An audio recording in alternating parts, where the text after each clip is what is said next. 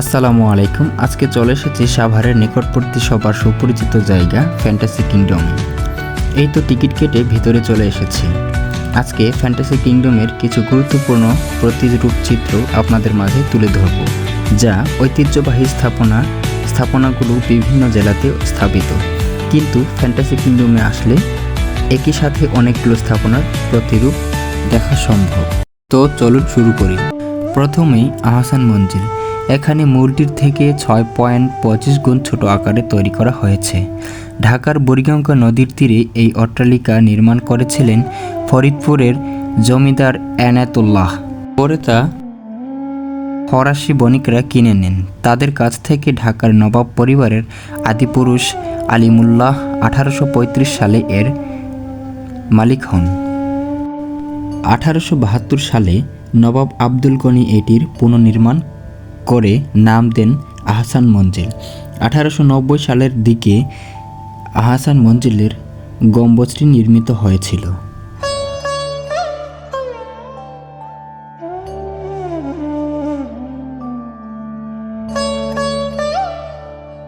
এখন দেখছি চুনাখোলা মসজিদ। এক গম্বুজ বিশিষ্ট ও পোড়ামাটি ইটের তৈরি অপরূপ সৌন্দর্যমণ্ডিত একটি মসজিদ বাগেরহাটের চুনাখোলা গ্রামে অবস্থিত। নির্মাণকাল সুলতানি আমল 1500 শতক।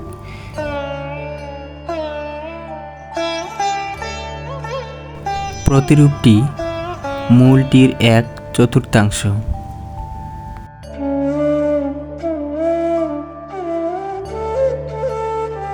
এখন দেখছি কান্তজির মন্দির বা কান্তনগর মন্দির। বাংলাদেশে দিনাজপুর জেলায় অবস্থিত একটি মধ্যযুগী হিন্দু মন্দির।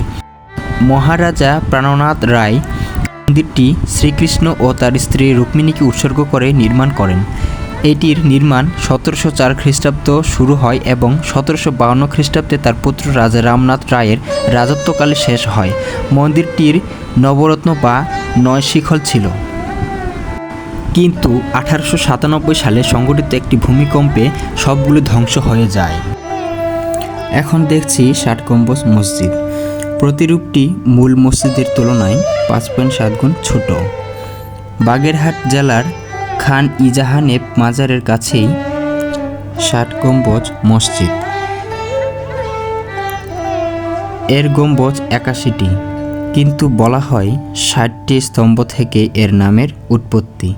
ইউনেস্কোর বিশ্ব ঐতিহ্য তালিকায় রয়েছে।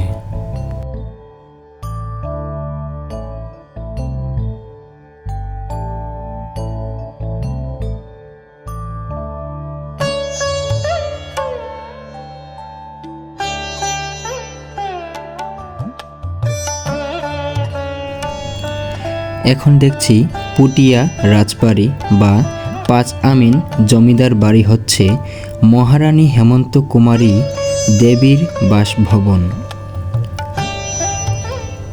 বাংলার প্রত্নতান্ত্রিক ঐতিহ্যের মধ্যে রাজশাহীর পুটিয়া রাজবাড়ি অন্যতম।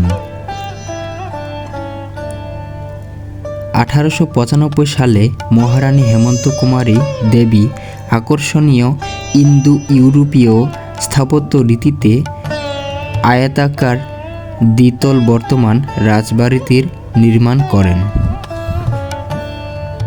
এখন দেখছি সোমপুর বিহার। বদলগাছী উপজেলা তথা নওগাঁ জেলার সর্বাপেক্ষা গৌরবময় দর্শনীয় স্থান হল সোমপুর বিহার।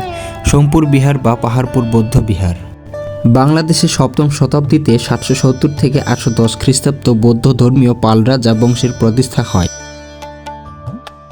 এখানে আরও রয়েছে বাংলাদেশ জাতীয় সংসদ ভবন, বাংলাদেশের জাতীয় সংসদের প্রধান ভবন। এটি ঢাকা শেরেবাংলা নগর এলাকায় অবস্থিত। প্রখ্যাত মার্কিন স্থপতি লুইস কান এটির মূল স্থপতি।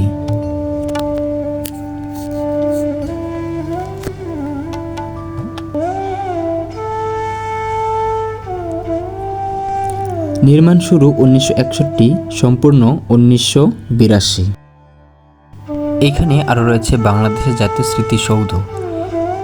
এতক্ষণ আপনারা যা যা দেখেছেন সব কিছুর জন্য ধন্যবাদ।